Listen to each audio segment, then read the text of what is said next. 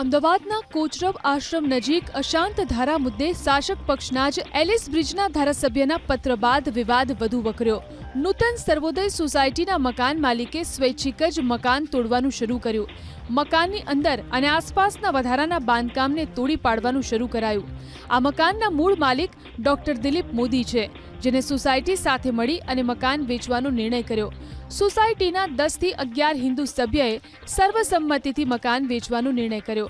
મકાન વેચવાની તમામ પ્રોસેસ પૂરી થઈ છે, જ્યારે અશાંત ધારાની પરમિશન હજુ બાકી છે। અમદાવાદના કોચરબ આશ્રમ નજીક અશાંત ધારા મુદ્દે શાસક પક્ષના જ એલિસ બ્રિજના ધારાસભ્યના પત્ર બાદ વિવાદ વધુ વકર્યો। નૂતન સર્વોદય સોસાયટીના મકાન માલિકે સ્વૈચ્છિક જ મકાન તોડવાનું શરૂ કર્યું। મકાનની અંદર અને આસપાસના વધારાના બાંધકામને તોડી પાડવાનું શરૂ કરાયું। આ મકાનના મૂળ માલિક ડોક્ટર દિલીપ મોદી છે, જેને સોસાયટી સાથે મળી અને મકાન વેચવાનો નિર્ણય કર્યો।